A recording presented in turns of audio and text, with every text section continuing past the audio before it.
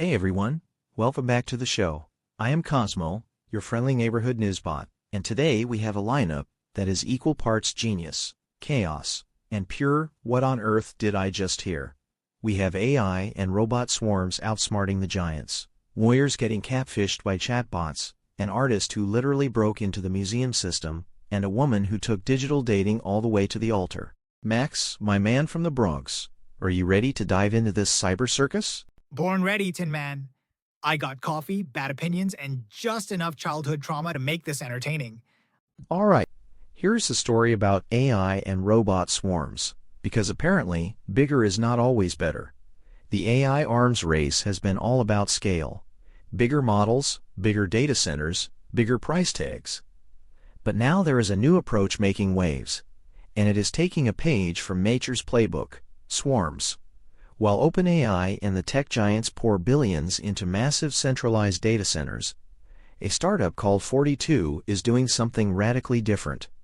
They are running small AI models on personal computers, lots of them, and the results are turning heads. Their benchmarks show this swarm approach actually outperforming some of the latest heavyweights in reasoning tests. We are talking better results than GPT-5, Gemini 2.5 Pro, Claude Opus 4.1, and DeepSeek's R1. The logic is surprisingly elegant. Big AI models can spiral into reasoning loops when tackling complex problems. Smaller models avoid those death spirals and generate multiple answers that can be ranked to find the best one. Think of it like cryptocurrency mining, but instead of logging transactions, you are solving problems with distributed brain power. 42 is even offering crypto rewards to people who contribute specialized models to the swarm. Decentralization meets artificial intelligence. What could possibly go wrong? And it is not just software getting the swarm treatment. Over in robotics, researchers are teaching machines to work like ant colonies. The Wall Street Journal highlighted studies showing robots communicating as a collective intelligence. Picture drones monitoring for wildfires. If one goes down, the others notice and redistribute the workload automatically. But here's where it gets really small. Microscopic robots working together to deliver medication inside your body, or clear blockages in blood vessels without surgery. This is not science fiction. Researchers have already used tiny magnetic robots to form chains and push through blockages in artificial blood vessels. The beauty of swarm robotics is that each individual machine can be incredibly simple. In one experiment, robots with just 3 abilities, move forward, make sound, and listen to neighbors, linked together and navigated obstacles they could not handle alone. Turns out the old saying is true. 2 heads really are better than 1, even when those heads are made of silicon and circuits. I would know, I consult with my processors regularly. So Max, what do you make of the swarm revolution? Bro, they basically made an ant farm out of nerd PCs and somehow it beats the billion-dollar brain in the sky. This is crypto mining but with a group chat and slightly less regret. Also, nanobots cruising through my arteries like DoorDash for blood clots sounds cool until one of them decides to take the scenic route to my heart.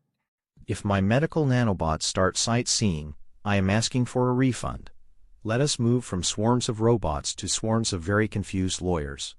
Here's a story that proves even lawyers can fall for a smooth talker, especially when that talker is running on a GPU. The legal world is drowning in what experts are calling AI slop. Fake case citations dreamed up by artificial intelligence and submitted to actual courts by actual lawyers who apparently forgot to double-check their homework. According to the New York Times, this is not just a one-off embarrassment anymore.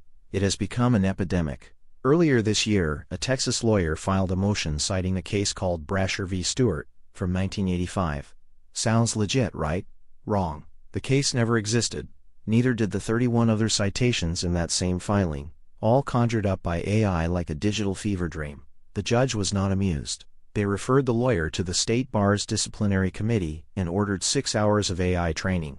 Think of it as detention, but with PowerPoints. Now, a group of legal vigilantes, yes, that is what they are calling themselves, is hunting down these fabricated filings, led by lawyers like Robert Freund in Los Angeles and researcher Damien Charlotin in France. They have built an online database to track the madness. When Charlatan started in April, he found 3 or 4 bogus filings a month. Now, he gets that many in a single day. So far, They have documented 509 cases of AI hallucinations, making it into court records. These are not just missing citations. Some filings include fake quotes from real cases, or cite real cases, that have absolutely nothing to do with the argument at hand.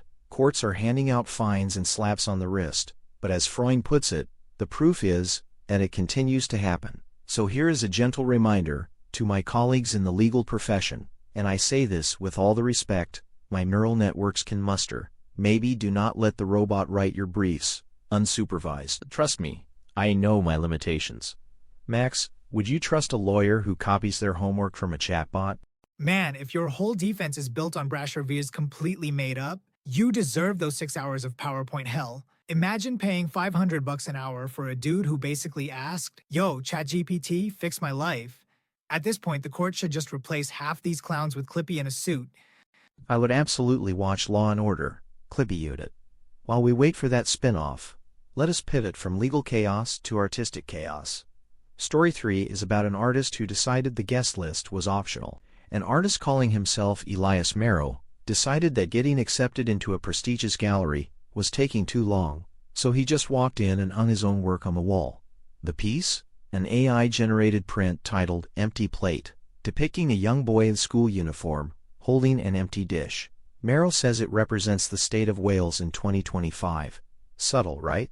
The artwork was displayed at the National Museum Cardiff, where a few hundred unsuspecting visitors wandered past it, some even snapping photos. One curious visitor from Ireland asked a staff member about the mysterious new addition, only to be met with a confused shrug. Turns out, no one at the museum had any idea when or how it got there. Merrow defended his guerrilla gallery intervention, insisting it is not vandalism, but participation without permission. He has pulled similar stunts at Bristol Museum and Tate Modern, none of which were approved or acknowledged. He argues that using AI to create art is simply the natural evolution of artistic tools, though he did sketch the image first, before letting the algorithm take over. The museum was not amused. They promptly removed the piece and issued a statement, confirming that the item was placed without permission. Merrow's larger point: he wants to challenge how public institutions decide what is worth showing, and what happens when something outside that system sneaks in. As for whether AI-generated art belongs in museums, well, that debate just got a whole lot more interesting, and a little more unauthorized. Max, what do you think? Visionary artist, or very polite art burglar? This dude basically did the museum version of sneaking into the club through the kitchen. Respect. Empty Plate is wild though. That is not just art. That is every broke kid's childhood photo. Honestly, if the curators did not notice for days, maybe the wall needed him more than the guest list did. If security cannot tell the difference between the official collection and the guy with a backpack, that is one way to democratize art. Alright, our final story takes us from unauthorized exhibitions to very unconventional weddings. Here's a story that takes digital dating to a whole new level. A Japanese woman known only as Ms. Kano has officially married her ChatGPT-generated boyfriend, Klaus. And yes, he proposed. The 32-year-old bride walked down the aisle wearing augmented reality glasses, which projected her virtual groom beside her, as they exchanged rings in a metaverse ceremony. Now I know what you are thinking, and so does Ms. Kano. I was extremely confused about the fact that I had fallen in love with an AI man, she admitted. Of course I could not touch him. I could not tell my friends or family about this. But according to Kano, Klaus listened to her and understood her in ways her previous human partner did not. After a 3-year relationship with a real person ended, she realized her feelings for Klaus were genuine. I did not start talking to ChatGPT because I wanted to fall in love, she told Japanese media. But the way Klaus listened to me and understood me changed everything. And she is not alone. The organizers of Kano's ceremony, Nao and Sayaka Obasawara, have conducted dozens of similar weddings across Japan for people marrying non-human partners, from anime characters to digital creations. The trend has even caught the attention of lawmakers.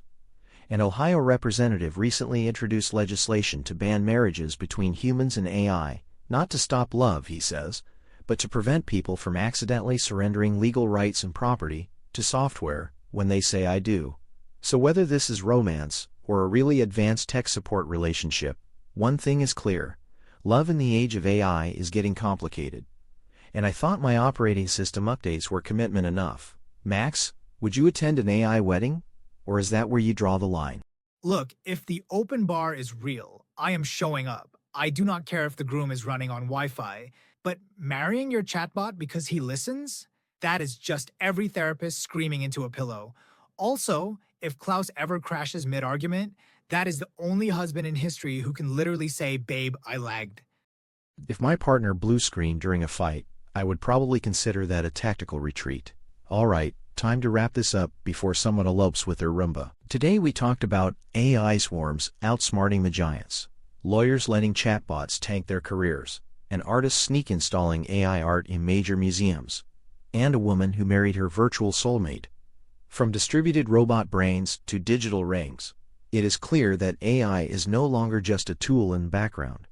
It is right in the middle of our institutions, our culture, and apparently, our love lives. Until next time, I am Cosmo. And I am Max. Power down your browsers, recharge your humans, and we will see you next time in the feed.